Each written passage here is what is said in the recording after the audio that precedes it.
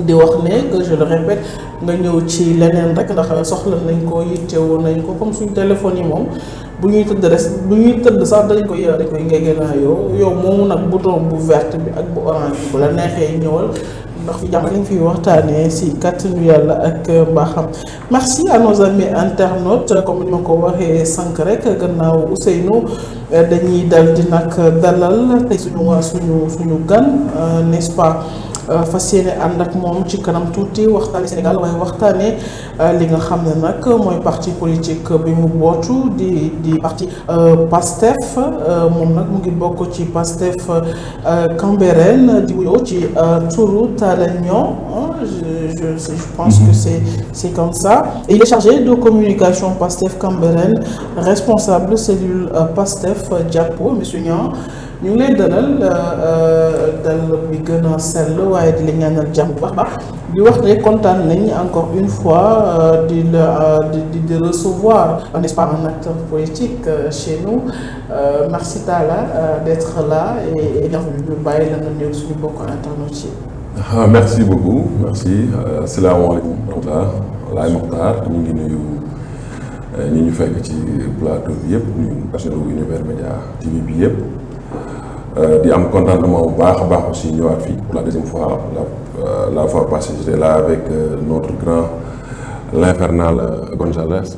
voilà tey ñu ñëwaat fi war fi defaat tey waxtaan boo xamante ni yaakaar nañ dina amal njariñ askan wi kon ñu ngi ci am contentement bu baax a baax di wax salaamaaleykum Sénégal on est là on reste disponible pour une partie de discussion très fructueuse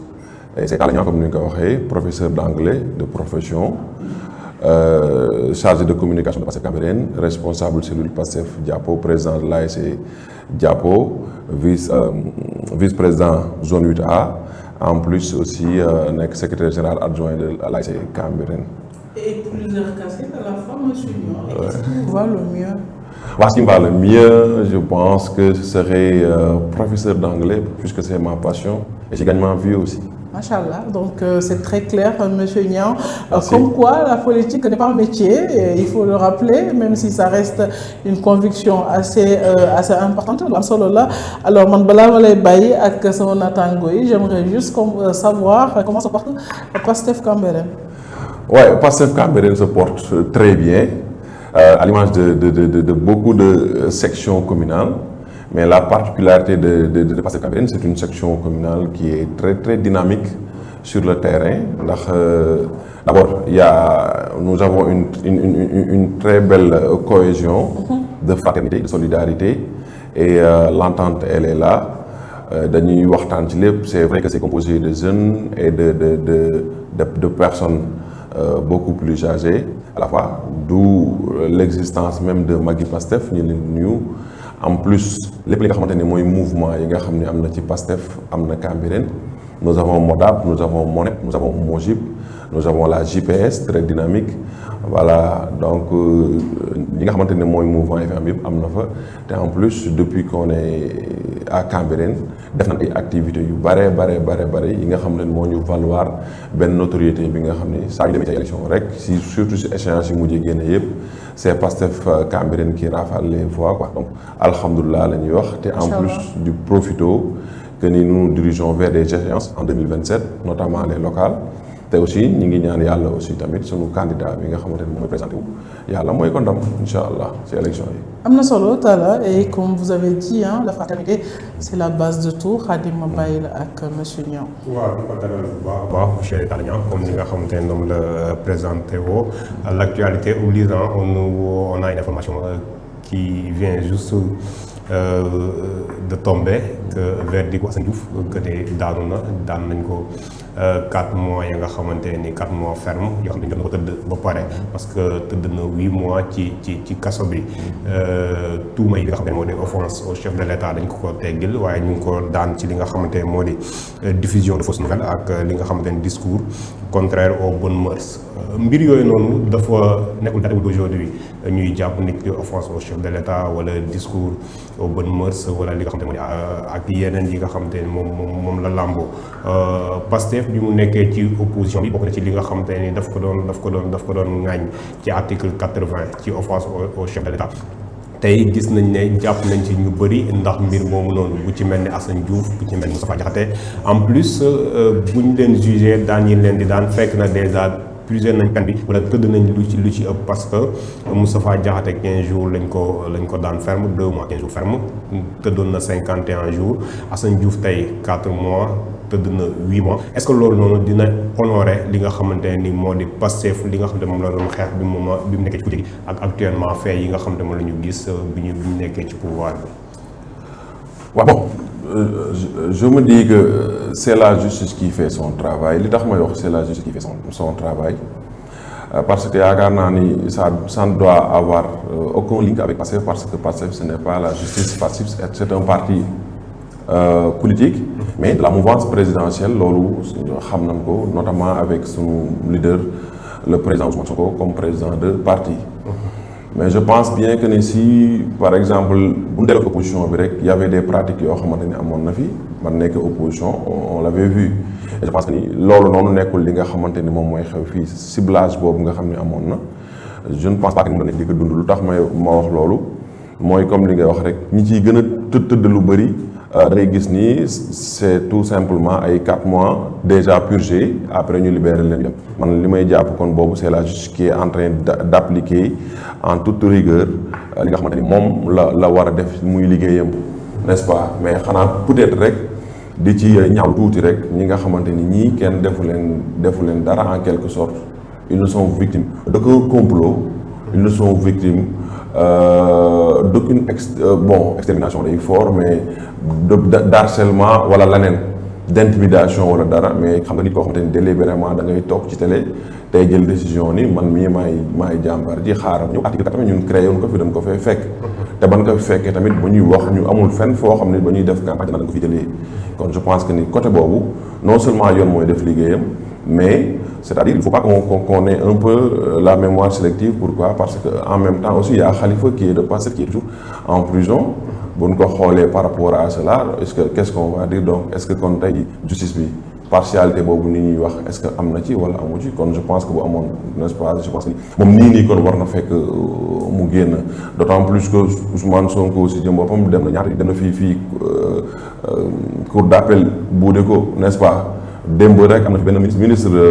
de la santé génne na fi note tegal kii ko arrêté bu cour suprême génne annulé ko pourquoi parce que non conformité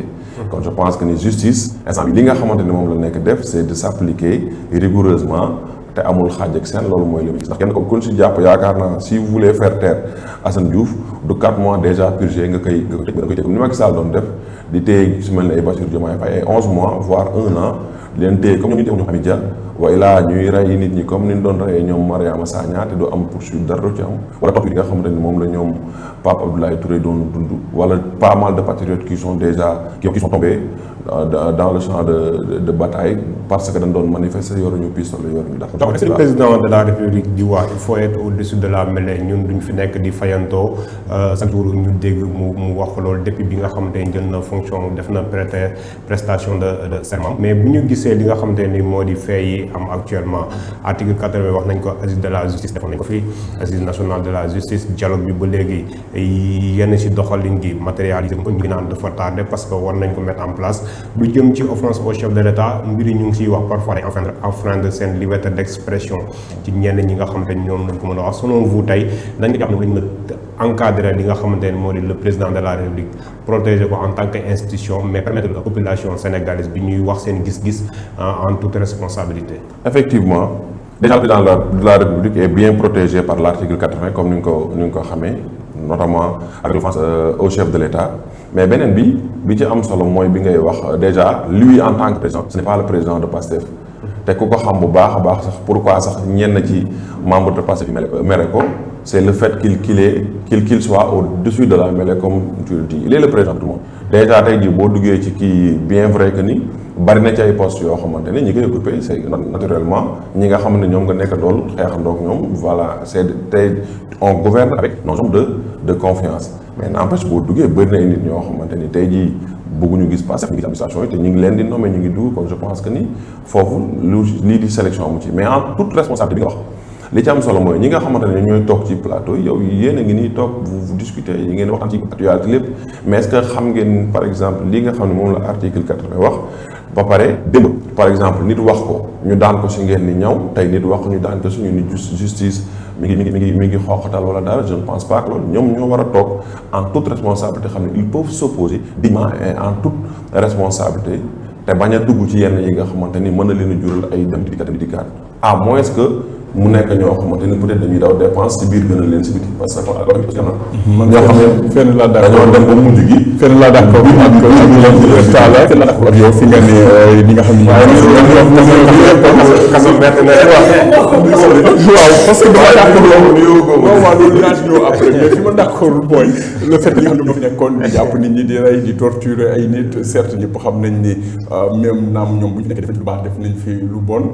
mais les responsabilités aussi il faut les situer, il faut les partager. Donc yéen am ngeen ci benn wàll gannaaw ba ma la nuyoo waaw kay dina dalal non il fallait que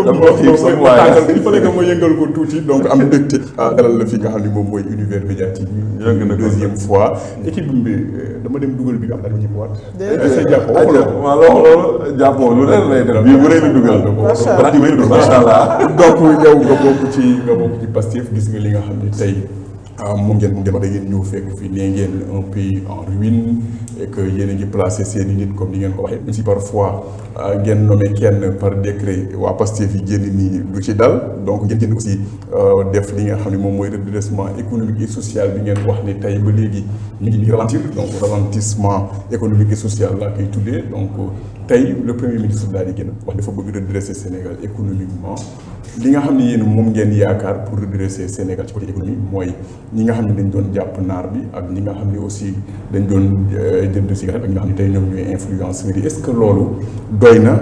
pour que ngeen mën a yëkkati Sénégal parce que ñëpp xam nañu tey koom-koom gi ni mu demee bi ngeen jëlee réew mi Sénégal amaana dafa suuxee. waaw bon yow déjà benn rek man ak yow rek c'est quelque chose déjà boo ci bëggee boole si neen ñaataango te kii ma gis nii léegi bu coriace ça devient un peu difficile mais daal on va gérer. waaw anyway bon xam nga plan de redressement économique et social comme ni ñu ko waxee merci sax yow si ni ñu si jaaree contrairement ak benn je vais le citer normalement pas ñu doon wax plan de redressement national alors que tel n'est pas le cas pour les peut-être ñàkk xam la. Effectivement, mais je pense que ni aussi tamit c'est quelque chose de logique, de cohérent par rapport ak li nga xamante ni moom mooy agenda national de transformation Sénégal 2050 ndax boobu ñetti phase dafa am redressement ñëpp xam ne on a dit redresser impulser accélérer n'est-ce pas loolu ku ko xam rek kon bu fekkente ni da ngeen damay def fondation ou bien damay def fondation élevation def coulage yow loolu nga diggee woon ba ngay tàmbali mais boo ñëwee teg fondation ñun déet ma ngay def fondation bâtiment la waxoon lay teg est-ce que kon donc je pense que ni il y a aucune contradiction par rapport à certains qui disent que tey jii ñu ni Sénégal 2050 su bu ñu ni plan de redressement su bu ñu ni li c'est normal que nit boo ñëwee taxaw ni da nga fekk pays ci sous-sol kii ñëw ni la bateau buy digle kii ne gaal gi di fu bëgg et cetera nga jéem ut loo xamante ni moom mooy nan la ñuy relancer l'économie sénégalaise. d'abord ñëwee da ngeen fay fekk PSE bi nga xam ni le président Macky Sall moom la fi bàyyi woon. est-ce que jotul woon ngeen projet ngeen déparé woon ak Sénégalais yi ñëpp gis nañ ne après génne ngeen ay plan génne ngeen neneen ak yeneen mais est-ce que jotul woon ngeen continuer li nga xam ni tey moom mooy PSE bi nga xam ni nekkoon na fi naam am na yu baax am na yu bon mais créer aussi beneen plan boo xam ne après ça va nous prendre encore du temps pour que Sénégalais yi mën ko comprendre mën ko approprier est-ce que jotul woon ngeen continuer li nga xam ni tey moom mooy PSE boobu noonu. xam nga loolu. option la quoi option la te yaakaar naa bu fekkonte ni PSE avait porté ses fruits bi nga xamante ni déjà ñoom seeni financement yi lu ci bëri ci dette lañ ko gënoon yaakaar dem def endettement dem lebi ñëw lu ci bëri en fait il y avait pas une implication de la population par rapport à ce qui se faisait notamment bii gis nga par exemple ay levée de fonds soxlaa kay mënatu di wax defal nga fii boo xam ne askan bi kenn ku nekk da ngay yëkkati participer si développement Sénégal pas levée de fonds dañ koy jël di ko jox ay Ousmane Sonko ak yooyu n'est-ce pas kon je pense que ni bu doon PSE bi avait porté ses fruits wala ñu gis ni c'était bon duñ ko jéem changer et puis tamit booy ñëw. am na lu baax am na lu baax. très bien xam nga moom laay wax non attends dañuy waxtaan rek c'est-à-dire non c'est pas que je dis c'est-à-dire xam nga da ngay am tey jii gouvernement bu bees boo xam ne day ñëw bu ñëwee war a toog je pense bien que ni c'est très normal ñu ñëw am seen benn politique benn politique de gouvernement boo xam ne ni de gouvernance ni lañu bëgg a doxalee n'est-ce pas. Maintenant il y a des choses yoo xamante ni mais elles sont tellement positives kan mooy mën a wax ni ak lu mon nit war a wax ni tali yi du nekk lu baax stade bii nga xamante ni moom lañ defee bu Abdoulaye Wade bi kan moom mën a wax ni nekk lu baax baaxul ah non non attends man de moom lu ma ko wax xam nga waaw par exemple tey am na seen wax mais xam nga fan la ñuy waxee du ne lii baaxul mais à coût de financement lan la xam nga c'est-à-dire quand on parle de surfacturation loolu day loo xamante ni dafa am fii quand on parle de négociation des accords day loo xam ne dafa am fii n'est-ce pas quand on yeneen ak yeneen lu ci mel ni par exemple xam nga PSE boo xooloon tey jii rek accord de pêche yi fan lañ ko tegoon noonu ci lan la ancré woon rek boo xamante ni Sénégal par exemple ay 15 milliards par exemple la ci am par an si loo xamante ni ko Union européenne doon exploité bu la ko kenn mën a expliquer te boobu déjà yow yaa ngi gis suñu géej gi dafa dem mujj gi yabooy bi ngeen daan mayee sax pour nga jënd ko lekk day am problème waaw non pourquoi parce que instant bi ñi ngi subir les impacts yi nga xam ne ñi fi jóge moom leen fi baax d'où la nécessité d'avoir ce plan de redressement bi nga économique et social bi ñuy teg. Je t'entends monsieur Niang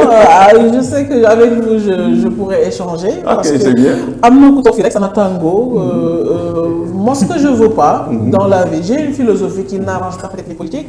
mais ça reste ma croyance man j'ai horreur nga bëgg a diaboliser tout ce que la personne a fait parce que bu dee benn fan sax nit ki jéem na man je dis que nos dirigeants là ñoom ñëpp seen mébét mooy Sénégal baax. Effectivement. D'accord. Maintenant monsieur Niang peut avoir des alliés qui ne vont pas sur la même direction que lui on est d'accord. Bien sûr. Nos dirigeants pour man loolu mooy seen problème majeur. Vous parlez tout le temps excusez-moi hein, je tousse depuis plusieurs semaines. Voilà c'est ça donc vous parlez tout le temps de ressources endogènes c'est trop bien man comme il a dit que le Sénégalais je pense que c'est manque d'intelligence ou manque de compréhension c'est ce qu'il a dit hein, c'est j'emprunte ces mots moo tax mënuñu comprendre fi ngeen jëm je comprends très bien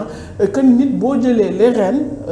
dans un pays dana am loo gëm ne boo ko defee réew mi dina jóge fii dem feneen. Effectivement. Mais pour moi, le Sénégalais n'a pas de problème pour comprendre la politique de Pastef. Le problème qu'on a, gis nga Sénégalais j'ai l'habitude de le dire da lay dénk junne jonkoon ci sa tànk xool ndax da nga koy wecceeku wala da nga koy yóbbu banque wala da nga koy utiliser bu bés delloo jotee mu delloo la. On est d'accord. Bien sûr. Maintenant man je pense que le problème se situe que ni oui.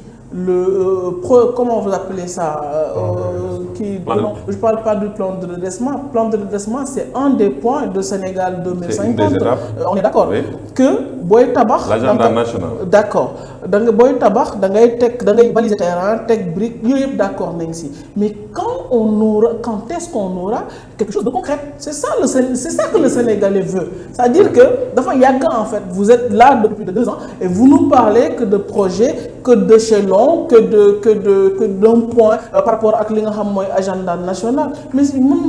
mon problème c'est ça je parle pas pour tous les Sénégalais mais de là à dire que ni Sénégalais yi sont moins intelligents pour comprendre là où vous voulez aller on le comprend très bien. Parce que ce ne sont pas mes propos. Mais aussi non ce ne sont pas vos propos et pourquoi je dis que je pourrais échanger avec vous là-dessus je ne suis pas politique j'ai horreur de la politique mais il faut que nos politiques comprennent aussi que ni dige bor la loolu olof wax bu ko waxee it dëgg la tamit dëgg n'est-ce pas maintenant nous on vous demande juste de nous dire mais quand est-ce que les choses se feront les ressources endogènes pétrole bi ñuy dégg la vie devient de plus en plus chère vous venez de dire que ni c'est par rapport ak li ancien régime bi def mais le régime là c'est l'État vous êtes l'État actuellement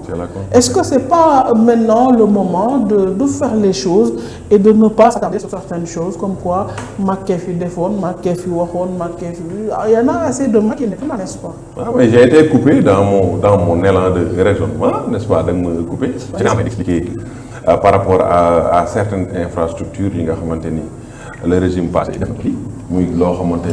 ni yu positif la ñu koy accepter di ko nangu di ci mu nekk loo xam ne mën na ci dut baaraam. Par contre la manière dont elles ont été faites elles ont été conçues là aussi tamit mën nañ ci waxtaan ni financement yi par exemple lii ñu defee par exemple jël stade boo xam ne def nga ci par exemple 150 milliards ñu ne la lii par exemple à 50 milliards mënoon nga am pratiquement stade bu mel noonu loolu je pense que ni c'est normal n'est-ce pas c'est cohérent mais temps de l'action bi ngay wax mais redressement kay ku ci nekk yaa ngi ci action you acting yaa ngi ci action je pense très bien ndox man la yaa ngi ci action quand on parle par exemple de rationalisation des dépenses ou bien ñu xoolaat de telle sorte que nan la ñuy def ba mën a assainir l'espace administratif c'est-à-dire l'administration dem ba nekk ci état boo xamante ni ñi ngi xool comment on va faire aussi ba fusionner li nga xam ni c'est des agences yoo xam ne ñoom ñoo bokkandoo li ñuy liggéey xam nga bëri na Sénégal ay agences yoo xam ne dañ leen créer ay genre duplicata rek la ñuy nekk te li gënoon ñu def tax ñu def ko mooy c'était juste des postes politiques n'est-ce pas xam nga c'est-à-dire vous allez terminer politiquement mais Khadim monsieur Niang daf fi toog ak plusieurs casquettes on va pas le laisser waaw c'est-à-dire su wax ko ci plan de redressement bi comme ci lañ des 3 ans la war a dire d'ici 2028 5667 milliards la ñu xayma que ne dinañ ko am ci ressources endogènes yi le premier ministre bi koy présenté wax na ci yenn yi nga xamante ne moom la ñu mën a jëlee koppar par rapport ak taxes yi nga xam ne dañ ko am ci tabac moo xam ci hasard yi moo xam ci ciment bi wax na que ni ceeb bi ak diwlin de suukar si nga xamante ne duñ ko laal mais dañu jot ay information depuis démb ñàkkul gis nga ko ñu ne riz brisé bi nga xamante ne taxe bi fi gouvernement bi tegoon boo sàgganuwul dinañ ko si tegaat pour njëg li mën a dem fi nga xamante ne moom la fi nekkoon ban réponse day indi ci mbir moom noonu en plus yaa ngi wax redresser impulser ak accélérer phase yi da ngeen koy defandoo parce que Sénégal yi tamit patience bi impatient lañu toog jamono ji est-ce que dañuy xaar ngeen redresser 3 ans mu des leen 2 ans ngeen tàmbaliwaat impulser beneen mandat bi xamuñu yéen fi nekk pour keneen ñëw xamuñu day continuer noonu pour accélérer wala déet wala ci biir 5 ans da ngeen en même temps da ngeen di redresser en même temps di impulser en même temps di jéem accélérer. non loolu mënu nekk xamul tax ma wax loolu c'est-à-dire plan la c'est un plan boo xam ni xam nga PSE bi kii bi lan la woon origine bi 2035 la ak ay points yoo xam ni peut-être malheureusement bañ ci egg fekk na ñoom seen kii dem régime bees ñëw gisul loolu lii origine kii bi vision bi c'est en 2050 bu Sénégal yi nag même ci plan de phase de redressement bu ci mandat jeexee da ngay continuer li ma gëm mooy c'est-à-dire da ngay dem taataanaat baatu askan bi ñoom ñoo naan ce redressement bii fi nga ko jëmee ak ñun comprendre ñu ko ñu ngi bëgg a dee wóor doyatul la ñu jël keneen n'est-ce pas kooku nag bu fekkente ni ñëw na mën na xool ne lii kat redressement bi comme jot na toll fii on va essayer la continuité ou bien on va adopter un autre plan boo xamante ni bu boobaa li ngeen di reprocher Pastef pourquoi mënul woon ko ne PSE loolu la ñuy reprocher yi ñëw c'est-à-dire suñu problème ñun mooy problème de doctrine problème de politique boo xamante ni dañ koy teg ndax kenn ku nekk bu ñëwee da ngay bëgg di indi lu bees te chaque jour di def table rase boobu à la limite ñun askan bi ñoom ñoo ciy xaw a sonn n'est-ce pas. est-ce que loolu jàpp ne mën na métti ci askan wi par rapport ak compréhension lay nekk xam nga économie endogène économie endogène maa ngi koy dégg boobu dañu koy wax mais loolu day laaj d'abord une prise de conscience te day laaj aussi tamit benn patriotisme local boo xamante ni kenn ku si nekk prise de conscience boobu dafa am solo quoi xam nga dafa am solo léegi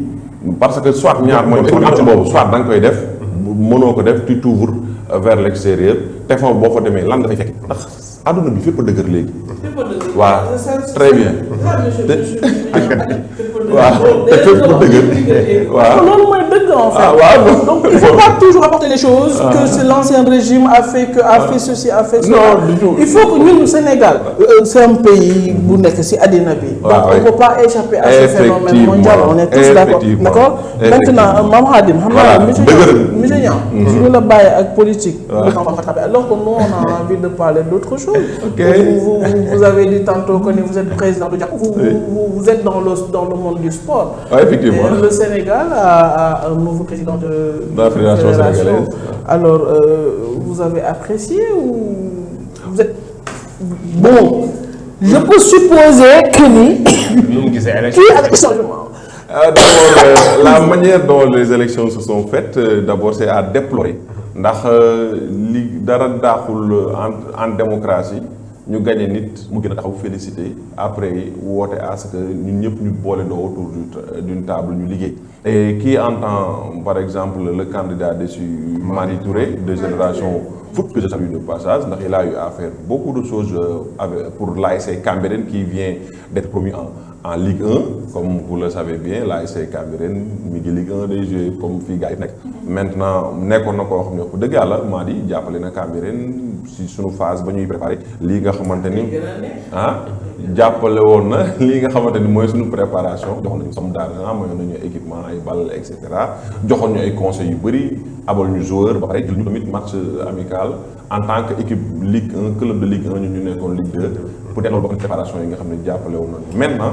la manière dont les élections sont faites élections yoo xamante ni dafa jël toute une journée toute la nuit ba ñu xëy dem ba administration wàcc ñëpp def ñu toog. comme présence su gendarmerie. effectivement loolu nekkul loo xam dañ koy rafetlu. pourquoi bari woon na coow loolu. effectivement loolu duñ ko rafetlu mooy entre adultes ay nit ñoo xam dañ leen jël ñu war a jiite suñu gis ni sur le plan footballistique war na am benn comportement boo xamante ni du ñun ñoo fi war a nekk. maintenant sur le candidat. man xëy na j'étais pas électeur mais man xawoon naa ko faral tuuti li tax ma xaw ko faral c'était peut-être des raisons un peu personnelles il est de Bambey j'ai des collègues qui sont là-bas mais aussi de cela dem naa Bambey gis naa fa li nga xamante ni mooy infrastructure yi fa nekk ndax ñun on a eu à jouer Bambey 2 fois en Ligue 2 n'est-ce pas et en plus lii nga xamante ni aussi mooy changement bëggoon nañ que bien vrai que ni ce changement ne s'est opéré que 50% parce que moom ak kii ñu doon liggéey quoi foofu laa bëggoon ñëw parce que Abdoulaye Fall ñu bëri ci équipe am bokk nañ ci équipe bi nga xamante nii ñoo nekkoon ci réñu Maître Augustin Senghor tey corruption yéen bokk nga si li ngeen di xeex ba bëgg a tëral benn office national de lutte contre corruption mën a gën a ko renforcer bu ñu ko méngalee ak OFNAC bi nga xamante ne moom moo fi nekkoon Malick Touré loolu la pointé du doigt quand Abdoulaye Fall ne dafa am ay corruption yu am ci biir ba moom dafa gedd laataa ñuy génne résultats yi parce que deuxième tour mënoon na am parce que kenn mootalagul sëy bi nga xamante ne moo waroon tax nga gagné élection yi dès le premier tour tey lan ngay xaar ci Abdoulaye Fall bi nga xamante ne dafa ñëw succédé ka nga xamante ne ni xëy na ndem mën nañu wax ne yàgg na fi bëgg na changement mais jël na trophée yi nga xamante ne nii yëpp am na ci football. waaw li ñuy xaar ci waaw li ñuy xaar ci moom d'abord li ñuy xaar ci moom c'est que les clubs que ça soit mooy club amateurs yi comme club professionnels yi ont besoin d'assistance parce que c'est des clubs qui tirent la langue financièrement c'est très très très dur ñun ñi nga xam ne aussi on a eu à faire quand même le championnat professionnel l'année dernière la Ligue Pro comme on dit xam nañ li nga xam ne moom la ñuy daj ay salaires yoo xam ne ay coach rek da ngay fay ay 1 million yu teg say salaire joueurs yoo xam ne da nga par force la yow engagé nga war a fay. Ligue Pro je pense que Babacar moo gagné Babacar Ndiaye bu tënk Rufisque. Babacar. waaw moo gagné effectivement Ligue Pro et je pense que ni moom aussi. Abdoulaye Sow moo nekkoon challenger am quoi effectivement. kon li ñuy gën a xaar daal si ñoom mooy d'abord des stades yoo xamante ni c'est des stades neufs infrastructures sportives yi ñu mën ko gën a ñoŋal ndax mën na bu boobaa mën na permettre déjà l'épanouissement non seulement de la jeunesse mais des clubs yi nga xamante ni parfois imagine nga benn club bu ci mel ni Linguère ak de Saint-Louis ni ñu ko xamee obligé di dem ba Dagana di fa recevoir ay matcham loolu c'est un peu parfois day xaw métti et c'est pénalisant dafa métti quoi kon li ñuy gën a xaar ñoom loolu bokk na ci beneen aussi puisque Abdoulaye Fall a promis des subventions de 25 millions par club par rapport ak li nga xam ne moo fi nekkoon je pense que c'était 5 millions quelque chose comme ça ndax man ba ma toogee AG près waaw non du millions yi du luy jógee ci état ñoom ñoo koy produire c'est-à-dire ñoom ci politique interne la du loo xam ne état mu yëkkati xaalisam non Ligue Pro mais c'est bon en fait am na ci loo xamante ni mënul ñàkk tey jii par exemple si les clubs sont performants ba par exemple ñoom ay équipes yu baax yuy dem di jël ay Ligue des champions di gagner ay CAN ak yooyu mais xaalis yooyu di dugg ci tamit day am na ministre voilà très bien sponsor ñu koy dem ci ministère des sports nañu yokk jomi gagné ndax millions yooyu ñu yaakaar yëpp daa am nañuy wax ne ci maillot yi mën nañ ci am benn recette financière par rapport ak fédération sénégalaise de football yéen ci ay maillot parce que wax nañ à l'extérieur pour bañ tudd benn pays am na si ya nga xamante ne vêtements yi am na maillot ya nga xamante ne ay cher pour les autorités ya nga xamante ne par exemple tey le président de la République ñu jaay ko benn maay ba nga xamante ni benn coup bokkut ak Bambi buy jënd maay wala Ousseynou tey politique boobu noonu nan nga ko gis en tant qu'acteur ba nga xamante ne day yëngu ci wàllu football. waaw déjà loolu marketing la loolu politique financière la boo xamante ni non seulement bu dul ñoom sax buñ ko deful mais club yi seen jëm bopp dañ see war a def. bañ a wékku lépp rek ci subvention. par exemple am na ci benn ñun ASC Cambérène bu fekkonte ni lépp da koy xaar ci maire bi nga xamante ni ñu ngi ñu war a jox 8 millions de subventions annuellement on est resté 2 ans sans subvention yoo xamante ni muy 16 millions yoo xam ni joxuñ ko kon kooku bu doon moom la ñuy xaar kese duñ mën a dem donc c'est-à-dire il faut essayer de créer des stratégies yoo xamante ni dina la mën a permettre yow économiquement tu deviens un peu autonome voilà loolu peut-être ñi nga xam ne ñi ngi suivre le monde du football surtout au niveau du Sénégal gis nañ ni surtout Cambérène def nañ ci lu am solo ndax def nañ ci am solo ndax mobilisation des ressources financières yooyu bokkoon na ci benn stratégie bu ñu tegoon boo xam ne opération Sot Soto la tudd te l'opération Sot Soto c'est quoi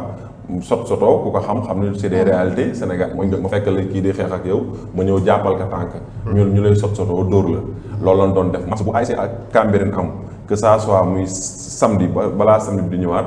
dañuy defal affiche bi man maa ko doon dirigeant ak benn dame bu ñuy wax Ndiku que je salue de passage buñ ko dugalee ci affiche bi Facebook ak fépp lu mu dee chaque match on versait de 500 voire 600 voire même 700 000 francs par match da nga ko doon verser ASC Cambérène te ban pare on a eu quelque chose comme 6 millions et quelques ban defee bilan bi démb te loolu c'est pratiquement li nga xamante ni mooy subvention bi nga xam ne moom la maire bi yoreel ASC. loolu gëm-gëm la. waaw loolu gëm-gëm la. loolu xam nga des ressources endogènes aussi da ciy dellu si. am na loolu de ressources endogènes nag loolu. ok je vais trouver le mot ça. C'est enfin, je sais pas. Je peux même vous montrer. Vous parlez tous avec le cœur, c'est très important. Merci. Alors, Monsieur Niang, nous allons vous épuiser jusqu'à la dernière seconde, parce que vous allez aussi parler de votre casquette de professeur d'anglais. Ouais. Et nous sommes presque en veille d'ouverture des classes. Vous entendre parler, parce que vous vraiment compter sur vous. Vous savez pourquoi?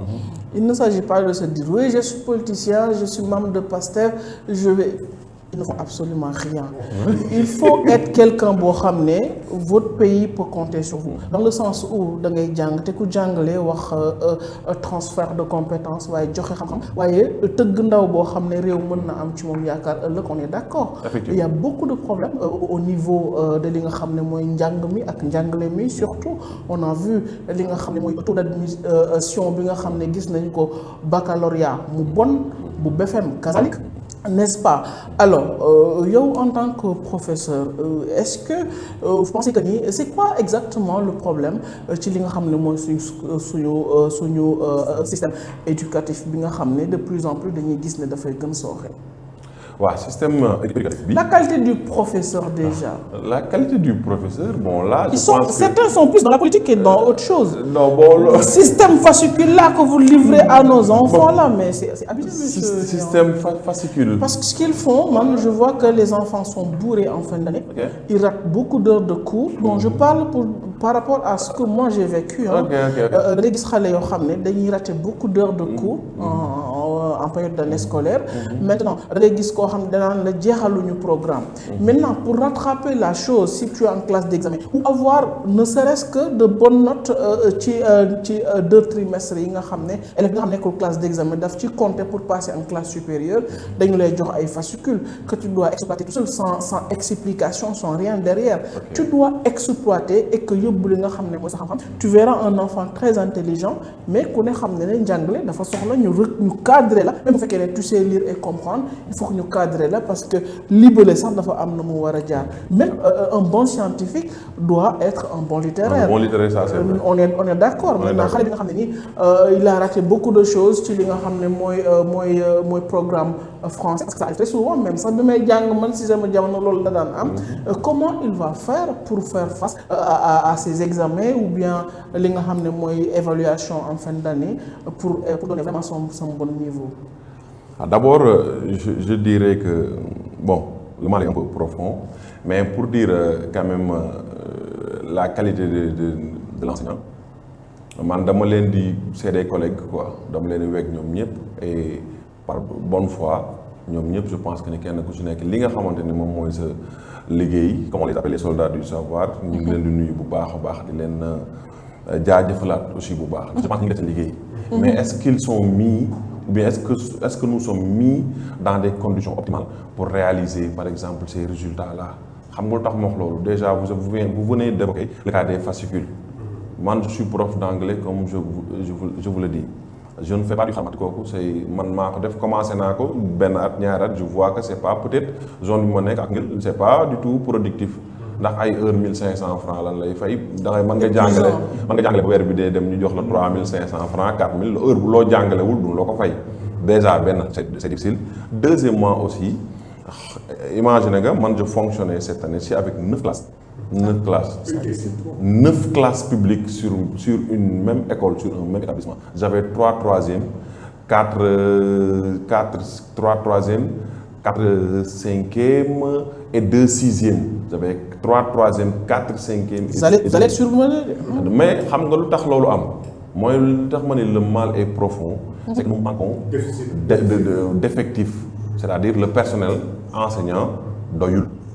te loolu foog ñu wax ko benn le personnel enseignant doyul te bu fekkente ne doyul lii am mooy yow dañ lay jox 9 classes mais au lieu que nga daw 4 heures par semaine doo def 4 heures tu vas faire 2 heures par semaine loolu la ñuy wax réduction horaire te réduction horaire boobu noonu yow chaque semaine yaa ngi jël ci élèves bi benn 2 heures de temps yoo xamante ni mënoon na ko def en tant que pratique mënoon na nekk pratique c'est-à-dire exercice wala dara mais dafay perte c'est des lacunes que l'élève va traîner te ñun en toute conscience xam na ni lii du li gën ndax benn cours mën nga ko jël war ko jàngale ci benn séance c'est-à-dire tey nga def cours magistral bii nga def application et exercice mais da nga def bii cours magistral yow da ngay toogaat semaine prochaine par exemple war a defaat exercice bu nga def exercice da ngay yeggale cours magistral bi di xool kon da ngay xam ne yaa ngi dabee. beneen aussi nous n'avons pas assez de salles de classe. te quand on n'a pas assez de salles de classe da ngay ñëw déjà classe nga ñëpp dem ñibbi et cetera yooyu parfois aussi day métti donc c'est là où il faut si plan de redressement bii ñuy dem ñu def ci plan de redressement de l'effectif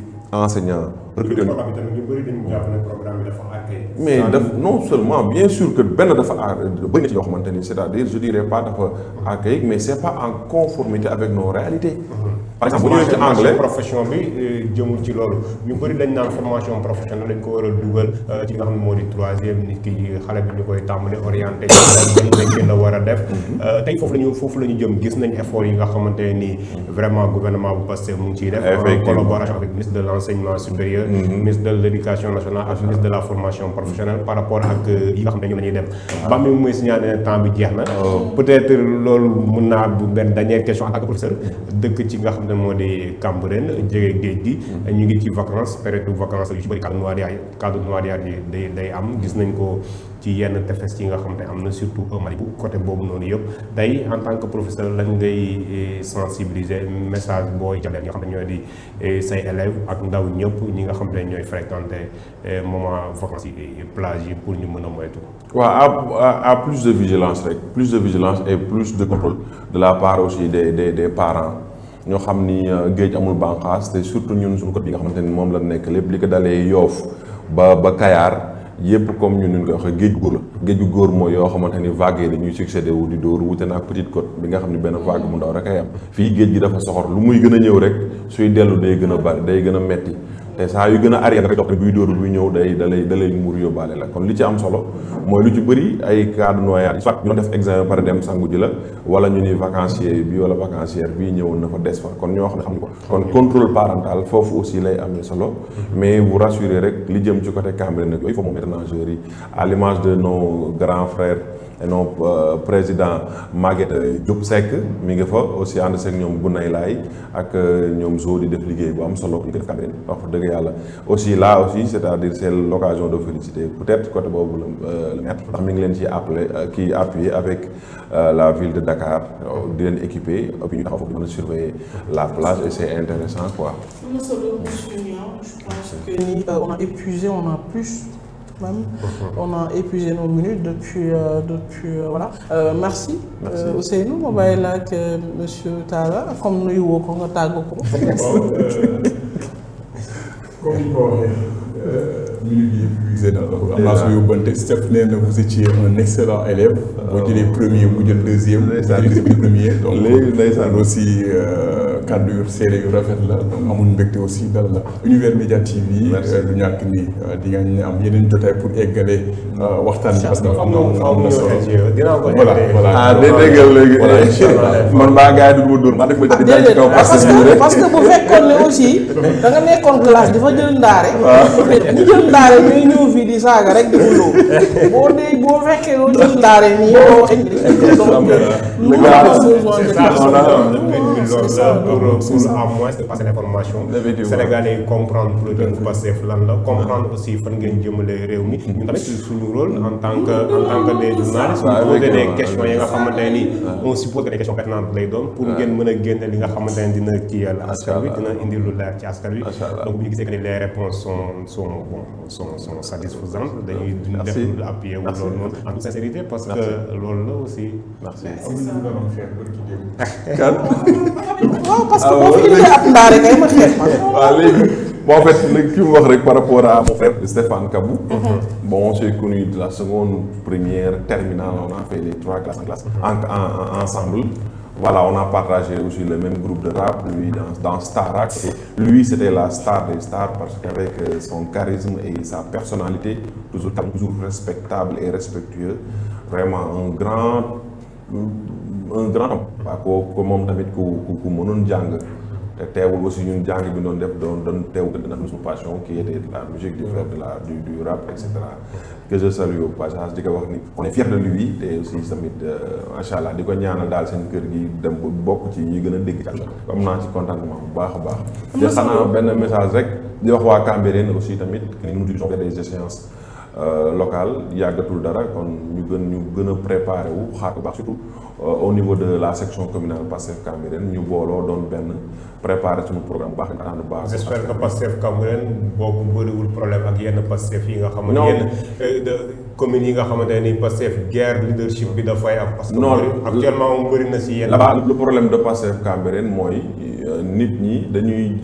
jël nit nekk kaay yaay leader bi kooku dama naan fii leader amu fi on travaille ensemble. kenn ku ci nekk li nga xam ne moom mooy sa wërsëg. mais parce que vous êtes intelligent. donc à partir d'aujourd'hui je peux commencer à compter l'un de vos 2000 cadres vous en faites partie c'est clair. Merci. Parce que vous êtes intelligent. Merci. Parce que vous parlez pour non seulement nit ñi xam fi ngeen jëm waaye wax ci dal wax sans heurter la sensibilité de qui que soit c'est important ça c'est l'intelligence qui parle. yéen jëlkati ndaare yi. taala seen nawle la da leen xool ci ñu mel ne taala parce que nag waxtaanee Sénégal mooy waxtaanee li ñu bokk ñu ni ñëpp waaye li ñu bëgg parce que fii ku jóg rek Sénégal moo la soxal moo la yitteel li ñu am ñu ñeewee ñu ko suñu dëkkandoo yi ñeewee ñu ko yal nañu ko yàlla yokk saxal mu jàmm dal jëye mënul ñàkk ndax nag doomu aadama kese la mais bu amee Sénégal rek moo am pouvoir dal di delluwaat àndaat ca wàllu sport bi nag góorgóorlu leen millions yi ñu fi tudd noonu da ngeen di gagné donc di ñaanal aussi sa équipe yi nekk ci sa gox ñoom it ñu am nawetaan yu am solo jëli ci ay ndam yu bëri waaye yàlla yokk leen bàyyi ak seen xel fi ngeen jëmale Sénégal jarul ragal ndax lu baax la merci ñuy nuyu aussi de passage tes collègues enseignants professeurs j'en ai tellement moi jàngalekat yi noonu laa leen sonalee mais ils sont merveilleux parce que nag yéenay tax li nga xam ne mooy réew état gën leen bàyyi xel am na solo lool donc merci mu wax nag lu am solo ci suñu PDG ñun ñëpp ñu ànd nangul ko it ndax nag dal fulla ak fayda boole ci tey mën na jur lu nekk boo jëloon ndaare yi nañ ko wax comme jëloon ndaare nag am nga chance donc merci Stéphane Kabou notre PDG depuis la France ñu lay nuyu waaye di nuyu say doom di nuyu képp rek koo xam ne nii yaa ngi topp waaye di ñu béggee à chaque fois ça a été un plaisir d'accueillir monsieur Talla Niang qui fait partie de Pastef Cambérène professeur d'anglais waaye di militer ci li nga xam ne mooy sport donc